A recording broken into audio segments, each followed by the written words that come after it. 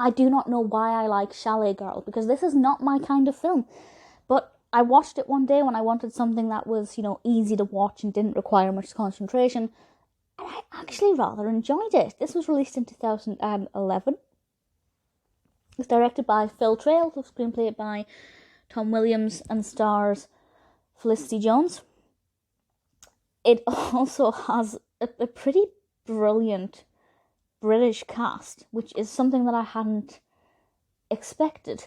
Bill Bailey is in it, and Jessica Hines, who I have to say I absolutely adore. Bill Nighy, who is incredible. That's really fantastic cast, and Felicity Jones as Kim, absolutely fantastic job, brilliant casting. I think the casting all around is great, and the performances are obviously very good. That's not to say that they're incredible performances, because it's not the juiciest narrative with the most complicated scenes or anything.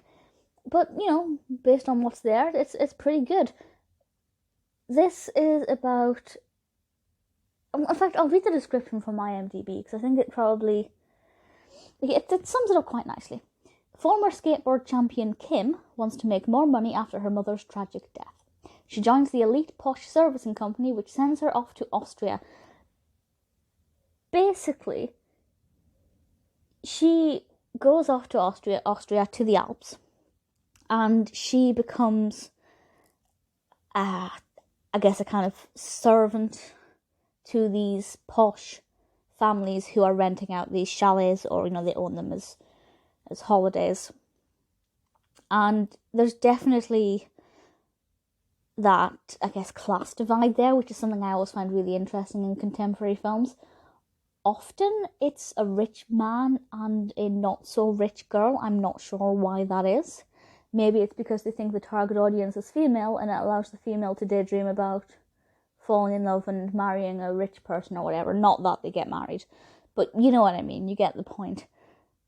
But regardless, I think it works really well. I'm not the biggest fan of the Alps.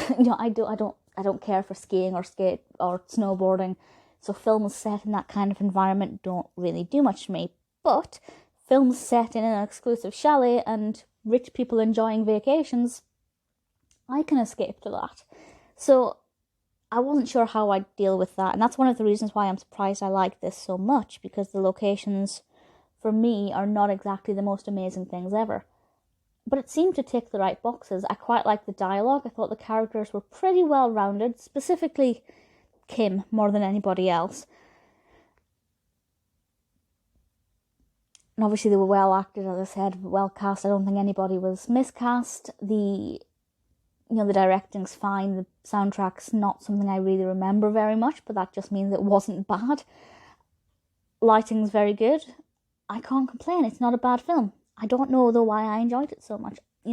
Usually when I enjoy a film, I can pinpoint why. Usually it's the narrative. Sometimes it's the visual quality.